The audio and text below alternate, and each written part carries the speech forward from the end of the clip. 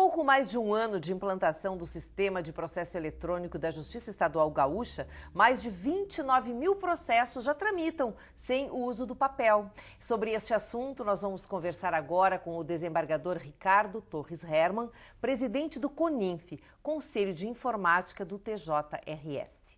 Bem-vindo, desembargador Hermann. Prazer em recebê-lo aqui no nosso programa e falar de um assunto que é de interesse de todos. Afinal, além de agilidade, a gente está falando em cuidado com o meio ambiente também. Exatamente. E é para mim um prazer voltar a falar sobre o processo eletrônico, né?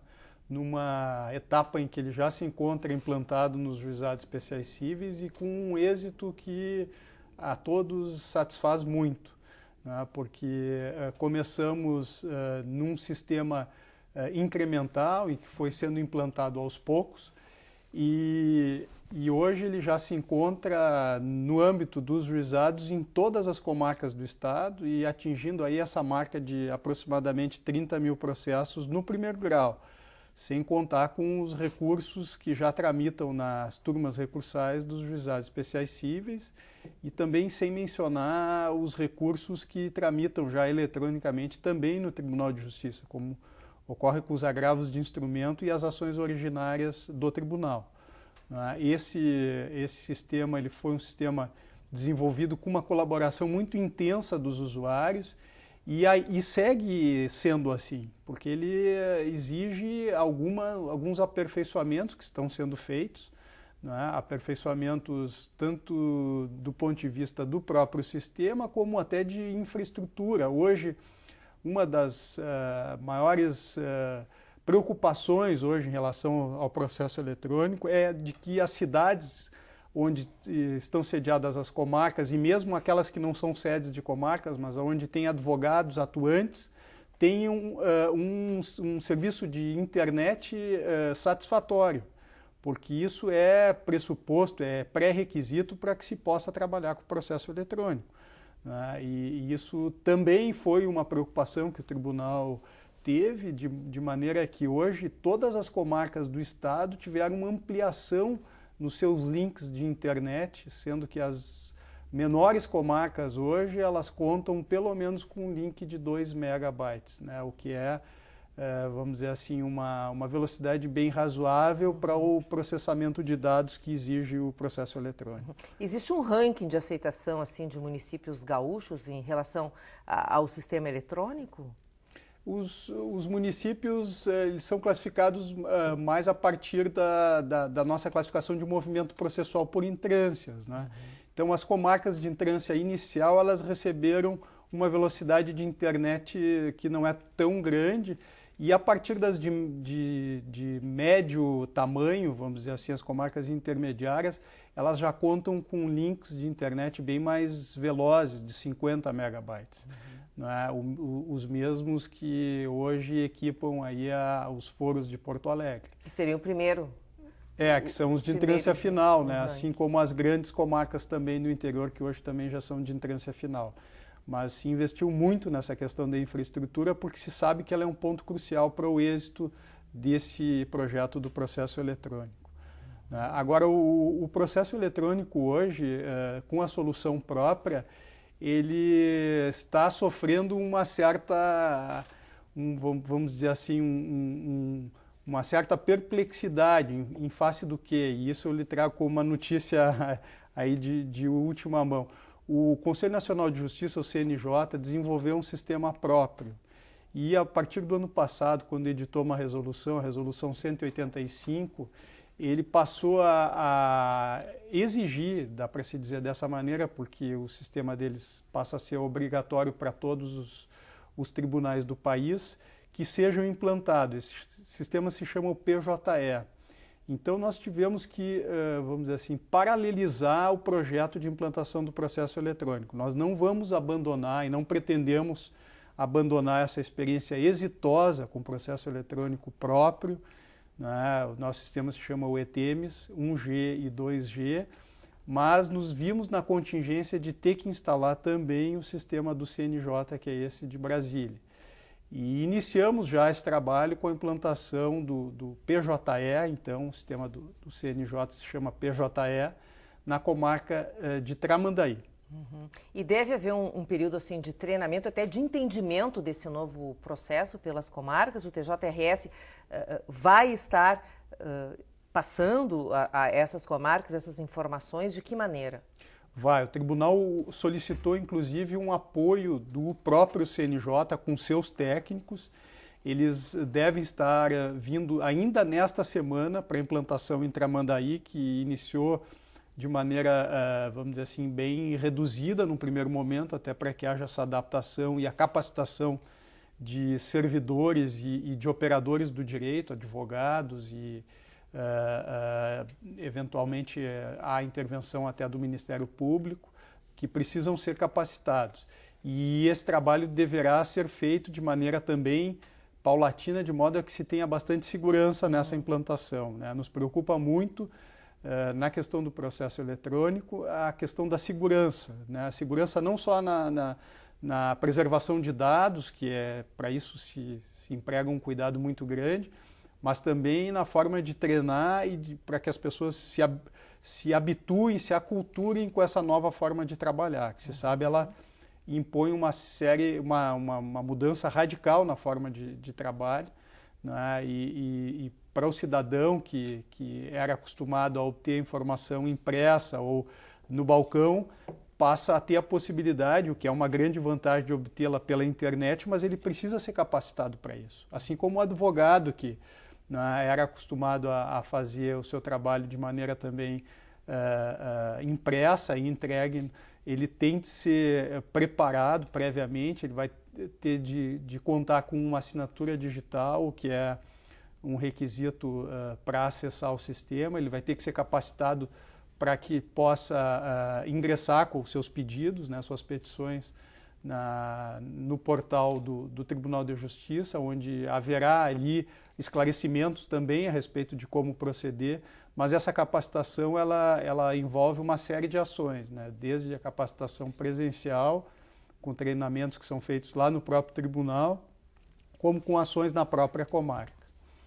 Quer dizer, toda uma mudança de mentalidade, de entendimento mesmo. É uma nova ferramenta e que, ao final, ela traz muito mais agilidade, mas é todo um processo de mudança, não é? Ela traz muito mais velocidade na tramitação, mas ela exige, de fato, além de uma preparação prévia, em termos de capacitação, né, uma mudança realmente de mentalidade, né, porque as pessoas são acostumadas a ler, os autos de um processo, o manuseio no papel, elas passam a ter que fazê-lo diretamente no monitor de computador, o que às vezes se sabe não é muito fácil, né? Há um certo desconforto. Claro, os recursos do processo eletrônico são de outra ordem, né? No sentido de localização mais fácil de termos, automatização de alguns procedimentos, mas o campo de leitura ele resta um pouco prejudicado, isso se sabe perfeitamente. É um momento ainda de transição e por isso essa transição há de ser feita de maneira bem segura e isso o tribunal tem prezado muito para que assim aconteça. E há possibilidade de correções e adequações do processo no caso desse sistema desenvolvido pelo TJRS, sim, mas agora neste que será implantado do CNJ? Também haverá possibilidade de correções, só que como essas correções elas passam a ser centralizadas num órgão como é o Conselho Nacional de Justiça em Brasília, elas são muito mais dificultadas. Não há uma autonomia dos tribunais estaduais. Não há uma autonomia, exatamente. Eles são submetidos, né, podem propor alterações, mas essas alterações todas hão de passar pelo crivo do CNJ. Quais seriam as próximas etapas do processo eletrônico? Quer dizer, nós já estamos com 29 mil processos tramitando sem o uso do papel aqui no Rio Grande do Sul. A sua expectativa, mesmo com a implantação, né, deste novo sistema do CNJ, que pode atrasar um pouco o processo porque vai exigir uma nova etapa, novas adequações? Pode de fato atrasar o planejamento inicial que não contava com essa solução, com a implantação pelo menos próxima de uma solução do CNJ. Com isso se reelaborou o planejamento inicial que se havia feito. Nós agora, ao invés de implantarmos o processo eletrônico próprio, ETMs, nos juizados especiais criminais. Nós vamos expandir para uma área que é um pouco mais próxima do juizado especial civil, que são os juizados especiais de fazenda pública, que foram recentemente criados. Isso se pretende fazer ainda neste ano, até por conta também de um aumento de competência e de procura desses juizados de fazenda pública, isso com a solução própria. E paralelamente a esse trabalho que já havia sido planejado, nós vamos acrescentar a implantação do processo eletrônico do CNJ, do PJE, apenas em processos de execução fiscal. E, como eu referi, nós vamos iniciar por Tramandaí e se pretende até o final do ano alcançar 70 comarcas do interior com essa solução. Não é? Mas eu volto a lembrar, por enquanto o PJE servirá apenas para processos de execução fiscal. São processos mais simples e, por isso, eles foram os escolhidos e deverão, vamos dizer assim, causar menos necessidade de um treinamento mais intenso, né? Então, eles são mais fáceis de serem compreendidos e até a sua tramitação ela é mais simples.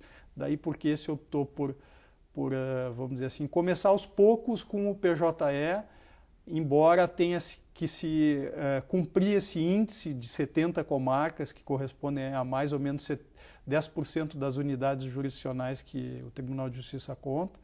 Isso era uma exigência constante dessa resolução, a resolução 185 do CNJ.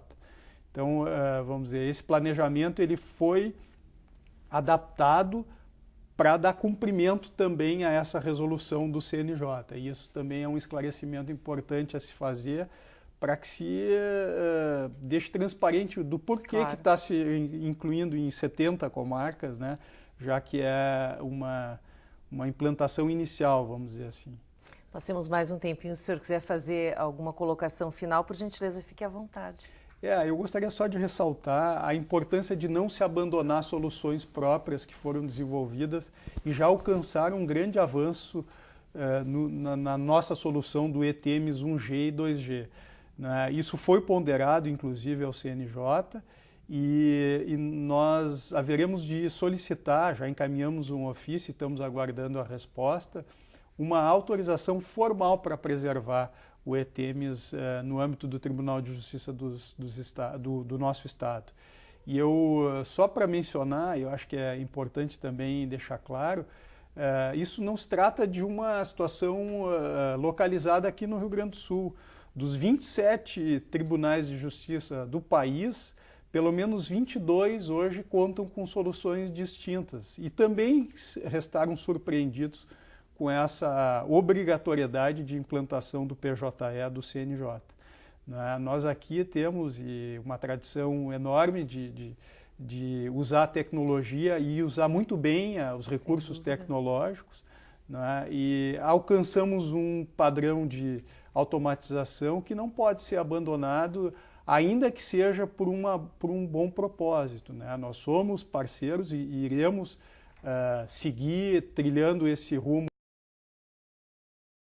Só não queremos regredir no avanço tecnológico até aqui alcançado. Tá certo. Muito obrigada pelos seus esclarecimentos. Nós agradecemos a presença do desembargador Ricardo Torres Hermann, presidente do CONINF, que é o Conselho de Informática do TJRS.